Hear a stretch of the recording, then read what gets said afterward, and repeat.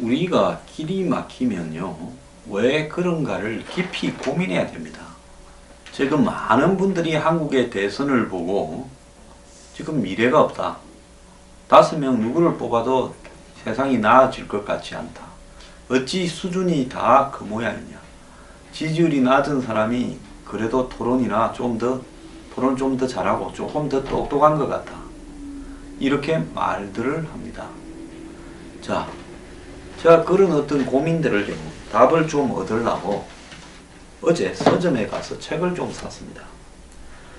자, 지금 전 세계에 영국에서 브렉시트, 또 미국에서 트럼프 당선, 유럽 각국의 극우의 돌풍, 심지어 프랑스에서조차도 파퓰리즘 중도를 표방하는 마크롱, 그리고 극우 세력을 표방하는 마린 르펜이 결선 투표에 진출하고 극자당이라는 급조된 좌파당이 한마디로 어제 19% 근처까지 도달했습니다. 자, 이런 부분을 보면서 잘못하면 극자 극우가 대선을 치를 뻔한 일이 벌어졌습니다. 프랑스에서요. 프랑스 길거리에는 무정부주의자들이 어제 대선 결과를 항의하면서 길거리에 시위를 했고 유혈 사태가 발생을 했습니다. 자, 지금 프랑스 같은 이런 수준이 있는 나라에서 반지성주의가 벌어지는 거냐. 자, 어제 트럼프는 이 진 100일을 이렇게 맞이해서 기자들과의 특유의 간담회를 하지 않고 그냥 환호성만, 내가 듣고 싶은 환호성만 듣겠다면서 여전히 마이웨이를 하고 있다. 이런 보도가 있었습니다. 트럼프는 일어나면 폭스 TV만 보고 나머지 TV는 보지 않는다. 자, 그런 이야기도 있는데요. 기득권층과 언론 상대 안 하고 농민 노동자 직접 상대하고 잭슨 미국 7대 대통령과 유사하다. 잭슨 대통령은 1830년대에 미국 대통령으로 그 전에 워싱턴이나 미국 동부 한마디로 상류 부자 출신 대통령과는 다르게 미국의 농민들을 대상으로 해서 노동자를 대상으로 해서 직접 설득을 하면서 그들의 지지를 받아서 대통령직을 8년을 수행을 했습니다. 그래서 지지자들을 워싱턴 DC로 불러서 지지자들 집회를 열고 그 앞에서 연설을 하겠다고 합니다. 그런데 백악관 출입 기자단 만찬은 안 하겠다고 했고요. 그리고 전임 오바마나 조지 W 부시 등은 백악관 출입 기자단 연례 만찬에서 농담을 하고 조크를 하면서 이 박수를 받고 그래가 또 언론에 칭송되고 이런 부분을 트럼프는 아예 안 하겠다라고 하고 있습니다. 1924년 쿨리지 대통령 이래 한 번도 대통령이 빠지지 않은 이 행사를 안 하겠다라고 하고 있고요. 오히려 대규모 세제 개혁 방안을 발표하고 감세를 발표해서 이렇게 지지층, 즉 재계와 또 감세로 인해서 공장을 열심히 돌려서 노동자를 고용하겠다라는 지지층을 향한 메시지만 보이고 있습니다. 지금 트럼프의 국정운영 100일 지지율은 42%라서 역대 대통령 이래 제일 낮다. 이렇게 이야기가 됨에도 불구하고 지난 대선에 트럼프를 지지했던 유권자 94%는 여전히 트럼프를 지지하고 있다. 그래서 트럼프는 지지 계층을 직접 상대하면서 워싱턴의 기득권 정치 세력과 이 주류를 따돌리겠다. 이런 이야기를 하고 있습니다. 그래서 제가 어제 이 좀 산 책이요. 기득권층이라고 제가 그제 소개해준 이야기인데 지금 전 세계의 정치는 각 나라마다 기득권들이 전부 권력을 잡아서 어떻게 그 나라의 한마디로 자원을 끝장을 내는가. 자, 그런데 전 세계는 지금 노동 없는 미래로 가고 있다. 노동 없는 미래로 가고 있는데 이 부분을 정치가 어떻게 해결할 것인가. 노동 없는 미래에서 대중들이 소득을 올릴 수 있는 방향, 일자리를 만들 수 있는 방향이 있는가. 자, 더 나아가서 미국의 트럼프나 유럽의 극우를 다 반지성주의라고 비판을 하는데 그런데 대중들은 왜 이런 주류 엘리트 지성주의를 거부하고, 미국에도 보면 힐러리 지지한 사람들은 전부 엘리트, 예, 지적인 지성주의자들입니다. 트럼프를 지지한 사람들은 오토바이 할리 데이비슨 타고 다니고 청바지 입고 펍에서 껌 찍찍 씹고 쌍욕하는 반지성주의처럼 보이는 사람들인데, 왜 그런 반지성적인 대중이 엘리트 정치에 대해서 저항을 하고 있는가?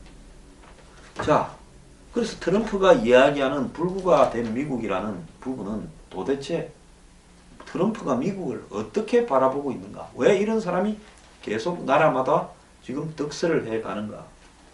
그리고 더 나아가서 전 세계가 지금 미국의 트럼프, 중국의 시진핑, 그 다음에 러시아의 푸틴, 일본의 아베, 세계 4대 강국의 지도자가요, 다 스트롱맨입니다. 독일의 메르켈도 일종의 스트롱맨이라고 볼 수 있어요. 다시 힘이 지배하는 세상으로 돌아가고 있다. 즉 지금 무정부주의나 한마디로 극우 열풍이 부는 이면에는 갈 곳을 잃은 대중들이 힘이 센 강한 지도자를 찾고 있는 거 아니냐. 그러면 지금 한국에 빌빌 싸고 있는 이 보수 바른정당과 자유한국당, 이 두 정당은 서로 합리적인 보수를 지향해 가고 있다고 하는데도 지금 TV 토론에서 종북 문제, 안보 문제를 이야기하는 것 외에 왜 경제 문제를 말을 하지 못하고 있는 것인가? 왜 이번에 보수 지지율이 이렇게 빌빌 싸고 있고 안보 문제로 안철수 문재인을 맹렬하게 물고 늘어지고 있음에도 지지율이 확 떠오르지 않는가? 그 부분은 지금 많은 조사에서 국민들은 안보도 중요하지만 경제도 매우 중요하게 바라보고 있다. 이명박 박근혜로 인해서 이명박에게는 능력이 있는 줄 알았는데 지 개인만 챙기는 능력은 있더라. 박근혜는 자기 아버지를 닮아서 그 시절에 경제 성장을 한번 보여줄 줄 알았는데 완전 허당이더라. 그러고는 결국 기업들하고 짝짝꿍 하다가 끝이 났다.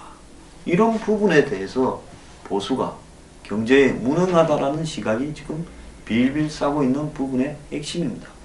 그래서 우리가 잃어버린 보수의 제대로 된 가치가 뭐냐? 한국은 잃어버린 게 아니라 미국이나 영국에서는 보수의 가치를 잃어버렸다라고 말을 할 수 있지만은 한국은 잃어버린 게 아니라 원래 보수의 가치를 잘 모르고 있고 아직도 보수가 뭔가를 모르고 있는 거 아닌가, 이런 생각을 합니다. 왜 우리가 정신을 차려야 되는가 하면요, 우리가 지금 툭하면 이야기를 하지 않습니까? 투표해놓고 손가락을 잘라버리고 싶다, 이런 이야기를 하는 사례가 굉장히 많습니다. 지난 2012년 12월 18일입니까? 대선 전날 엄청나게 추웠어요.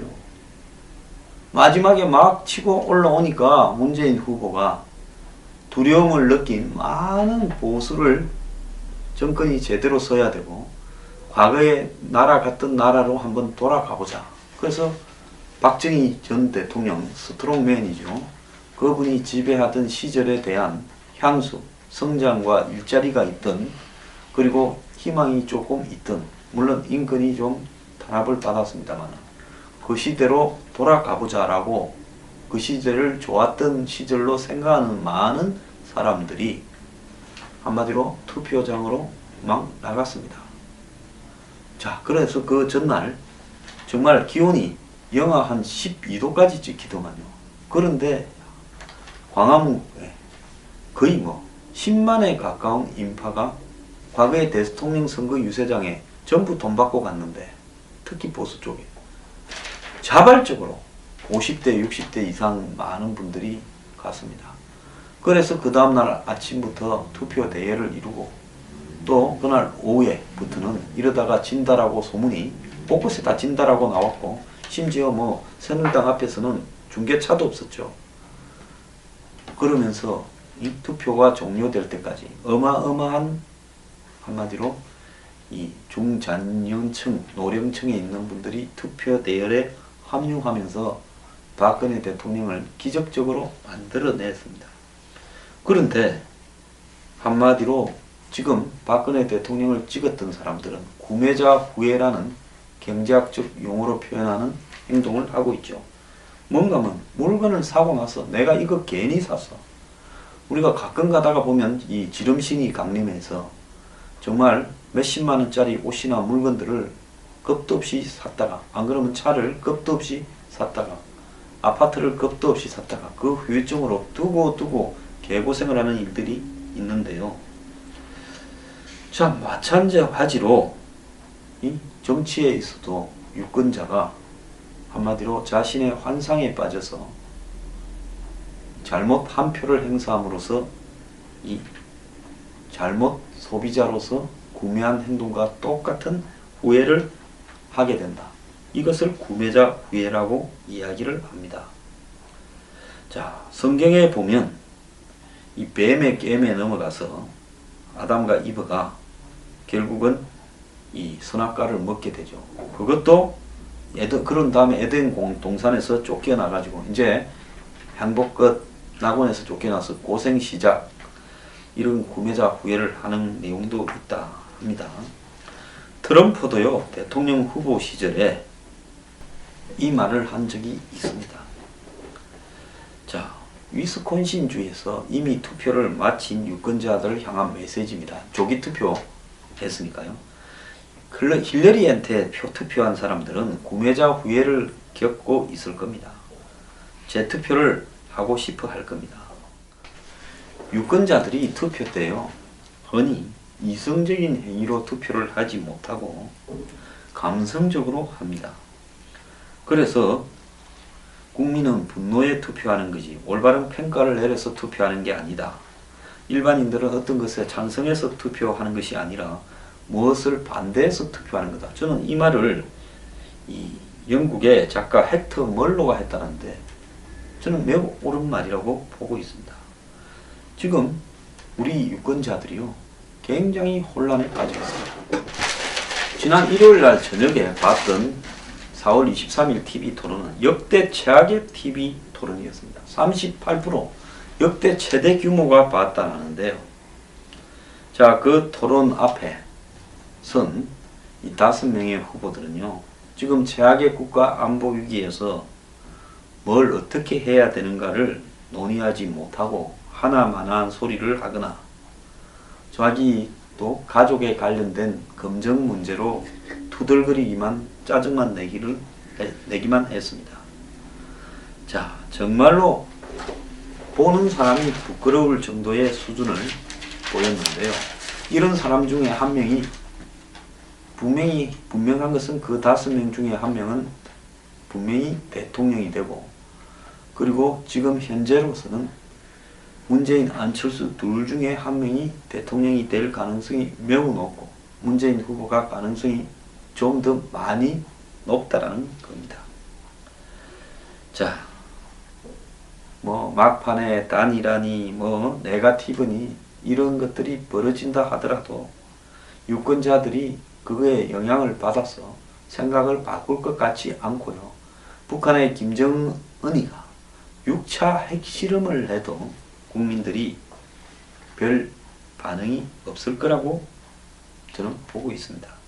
다만 보수가 몰락을 해서 이 진보 보수 구도나 지역 구도, 이념 구도가 희석이 됐다라고 이야기를 하는데, 이것이 북핵 위기에, 한국이 여태까지 생긴 이래 최대의 안보 위기에 보수가 몰락해서 이념이 없어져 버린 부분이 꼭 옳은 것인가?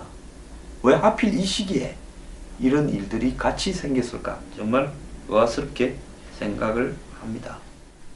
그래서 내 처지에 대한 불만으로, 아니면 다른 사람 누가 싫어서, 그래서 지금 이렇게 충동 구매로 한마디로 한 표를 던질 수밖에 없는 상황이고요. 여기에 전략적 선택이라는 희한한 말도 난무하는데요. 저는 전략적 선택 없습니다. 투표를 하는데 전략적 선택이란 말이 어디 있겠습니까? 그리고 차악에 투표한다, 뭐 차선에 투표한다, 이런 말들도 저는 아니라고 봅니다. 어차피요, 이번에 투표하면 후회는 기정사실입니다. 그래서 저는 남들처럼 투표하라고 말하고 싶지는 않고요. 그나마 이런저런 부분들을 다 이렇게 투표 전에 끄집어내어서 그 말들을 분명히 짚게 하는 것이 더 중요하다는 겁니다. 투표 이후에 저는 안보 위기가 매우 심화될 거라고 보고 있고 경제 위기도 매우 심화될 거라고 보고 있습니다. 안보 경제 위기와 또 동맹과의 위기까지 맞물려서 돌아갈 때 그때 우리가 치러야 될 대가는 이 현실로 다가올 거고 그때 가장 크게 제일 먼저 고생을 할 사람은 서민들, 중산층순으로 가게 될 거고 한국 사회의 상류 기득권들은 최종으로 대가를 치르게 될 겁니다. 자, 그래서 그런 부분들을 유권자들이 마음으로 준비는 해야 된다 하는 말만 제가 하고 싶을 뿐입니다.